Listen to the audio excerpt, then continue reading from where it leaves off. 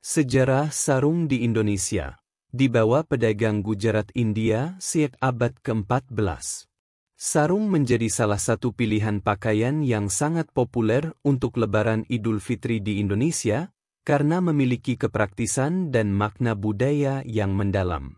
Sarung sering digunakan saat melaksanakan salat Idul Fitri, karena mencerminkan kesederhanaan dan kesopanan. Ini juga menjadi bagian dari budaya di banyak daerah, seperti Madura, Bugis, dan Jawa. Sarung memiliki sejarah panjang dan kaya dalam budaya Indonesia. Untuk Lebaran, banyak orang memilih sarung berbahan katun atau sutra karena nyaman digunakan sepanjang hari, termasuk saat berkumpul dengan keluarga. Pemakaian sarung saat Lebaran juga melambangkan rasa syukur dan penghormatan terhadap momen suci ini, terutama saat beribadah dan bersilaturahmi. Meski begitu, sarung tidak hanya menjadi pakaian, tetapi juga simbol identitas, tradisi, dan kebanggaan nasional. Lantas, bagaimana peran dan asal-usul sarung di Indonesia? Berikut ulasannya seperti dirangkum dari berbagai sumber. Sejarah sarung di Indonesia.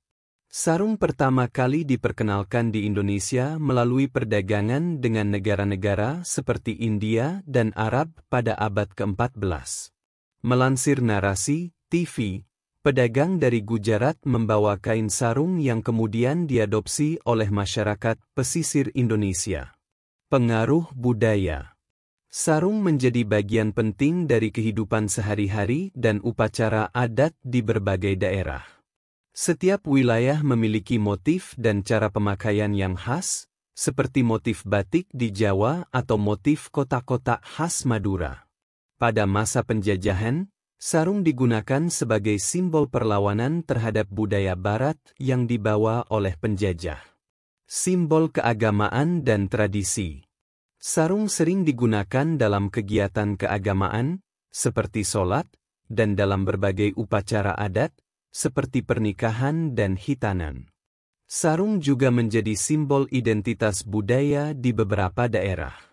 Modernisasi. Dalam konteks modern, sarung tetap relevan dan sering digunakan dalam acara formal maupun kasual. Bahkan, desainer lokal telah mengadaptasi sarung ke dalam fashion kontemporer. Di era globalisasi, desainer lokal mulai menggabungkan unsur-unsur tradisional sarung dengan gaya modern.